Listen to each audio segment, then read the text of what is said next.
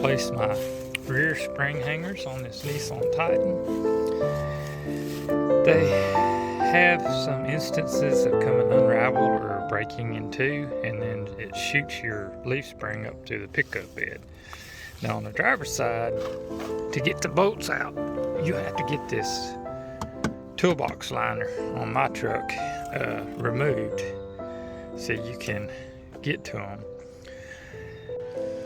Okay folks, so I got my bed toolbox off this Nissan Titan, and I messed around with it for a while. I thought I could get the liner out without taking the whole thing out, and that was almost impossible. So what you do, you're going to take your mud flap off first, and then there's going to be two bolts up in here. You see the nuts, two there, and I haven't taken this bracket off yet, but there's oh heck, several, I think 4 bolts that hold this one on. So I'll take that one off and go ahead and put the bracket back onto the toolbox before I reinstall it. So in other words, I'll be reinstalling the complete unit. Now this is what I'm wanting to replace, because they have been having some trucks, I've seen them break right across here, and this part down here has come off, and they actually say that they've come unraveled, and then this pops up and it puts a hole in your bed. So I'm fixing to jack it up so I get the tension off of this spring, and then I will take this bolt loose and this bolt loose. Now if my bushing in this spring is still good, which I don't see anything bulging out, I'm going to leave it. The shackle I bought did come with a new one, but I have a press that I can press these out with, but I have to take the whole spring off. So I figure out if this is good, I'll just go ahead and use it, and then later down the road I'll buy a front bushing. That way when I take the spring off, I can go ahead and replace the front and the rear at the same time, since I'm going to have to take this whole spring off anyway. But for now, I'm going to, like I said, jack up on it, try to get some tension off the spring, and see if I can get these bolts loose. Okay, so here's the new leaf hanger. Here's the old one. Now I want you to notice, we got a straight weld here on the old one. We've got a curved weld here on this new one. Now let's look at the side. I don't even see any weld on the outside of that one, or this one, to maybe a little bit. There's possibly a little bit on the inside. So dirty, I don't, looks like a little bit of a bead on there. And on this new one, you got weld all the way on the outside, and if you look inside there, it's welded on the inside too, and it has this added support right here, to whereas the factory one does not. So I mean, just all this is welded together a whole lot better. The thicknesses look pretty much the same.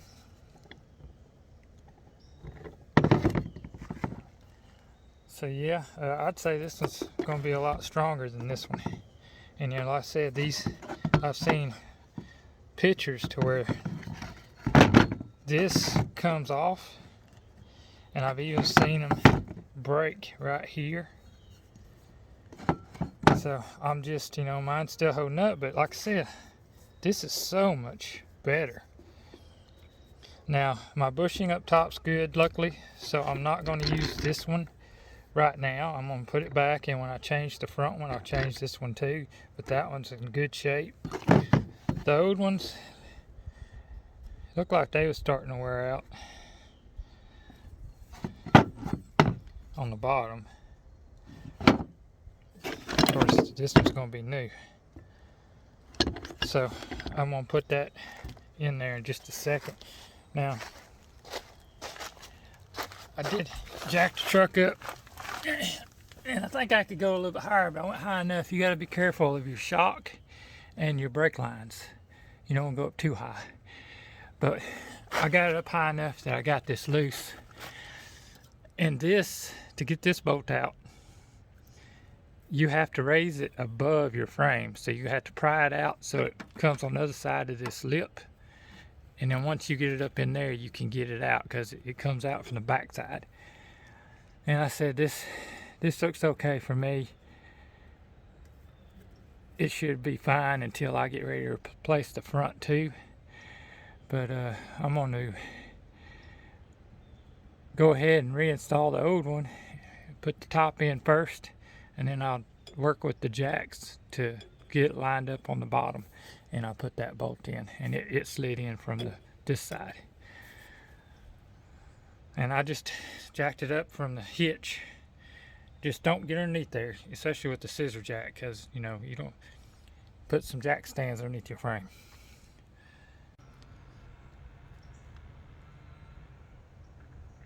Okay, I got the new one in.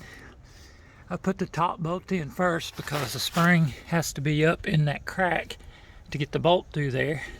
So it's basically touching the bed. And then what I did, and it wasn't a whole lot of pressure, but I used a pipe like this to pry the spring down to line up the bottom bolt hole, and slid the bolt in, and it's in. Now I'm going to let the jack down because I'm not going to do the other side today. I'm going to do it tomorrow.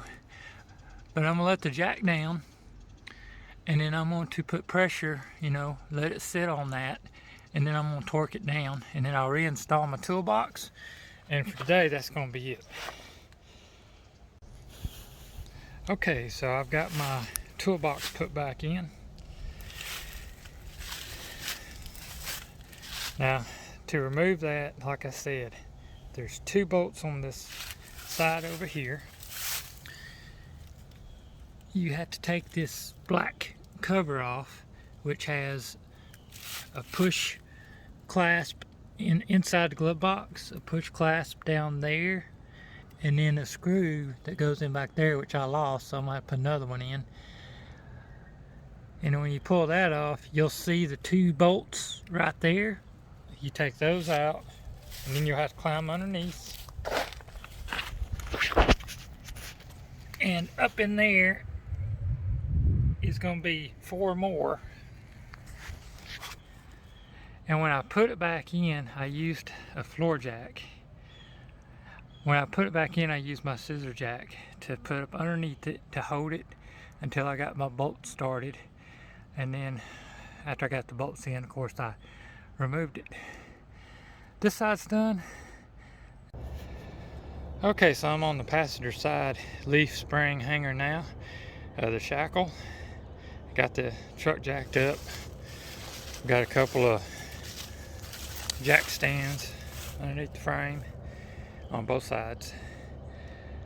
So I'm gonna try to get up underneath there and take the 2 bolts loose. My impact wrench is pretty big, so I'm gonna see if I have enough space to get up underneath here and remove those 2 bolts.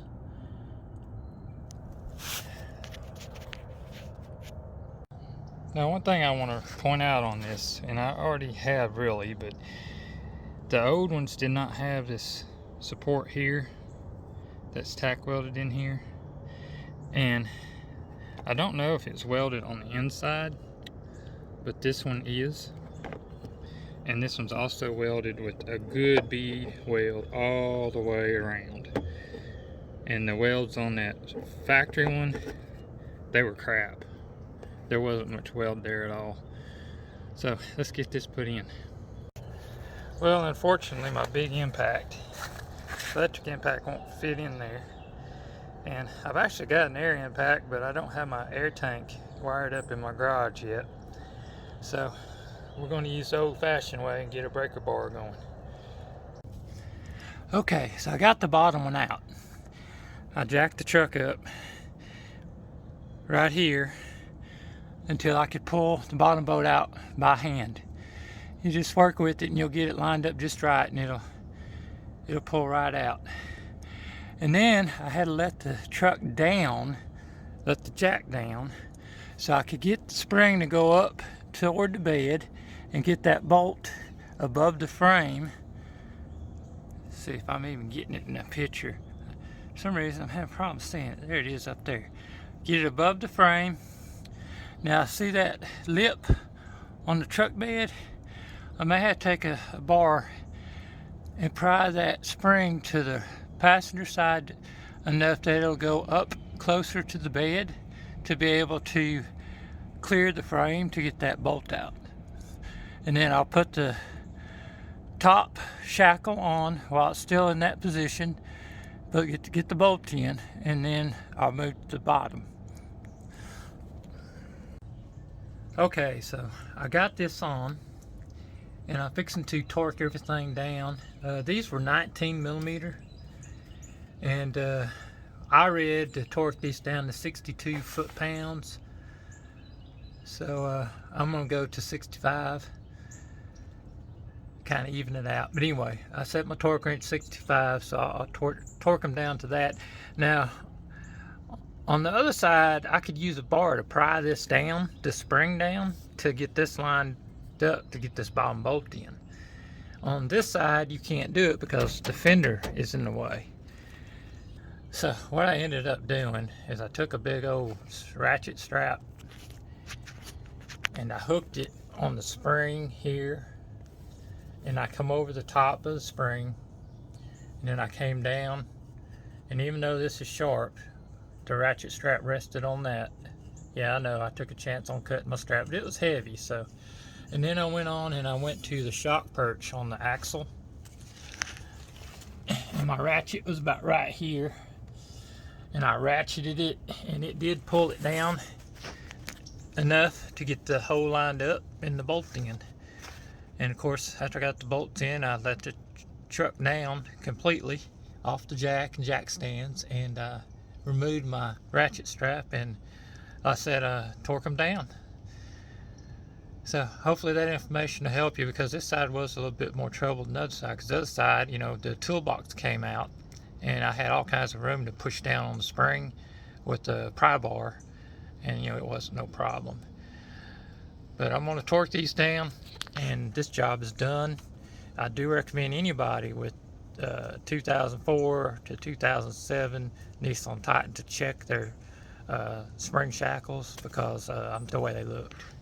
I feel very fortunate that I didn't deal with the spring through my pickup bed with the welds on the originals, because they just look terrible. I'll torque down, and that part is complete. The bushing that was in the spring eye on the rear looked fine to me. The bottom one did look like it may have been wore some. Luckily the new Shackle has that built in, so that part's replaced.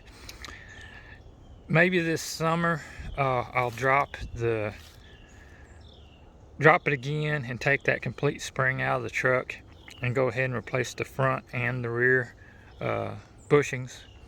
But from inspection, from what I could see, they look fine, so I'm not worried about them. It's good to go.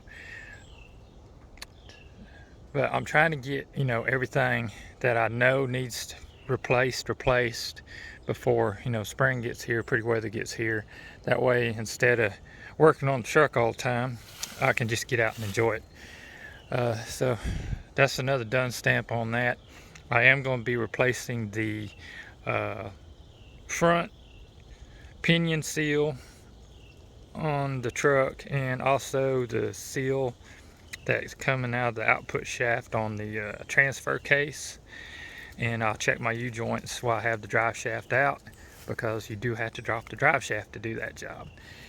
So and then pretty much the only thing I haven't done on the known issues with these years, the first gen Nissan Titan, and I know up to 2007 anyway, I've pretty much done other than the exhaust manifolds, and I've been researching that, and it looks like when they crack, you're going to end up getting a code thrown on your dash. And so far, I don't have anything like that going on. I do think I'm hearing a little bit of a tat tat tat sometimes, so I possibly do have a cracked manifold on the driver's side. So that's going to be something I'll be dealing with before long. Pretty much that's going to be the last really big, known issue that these trucks have. And so this one here ought to be good to go.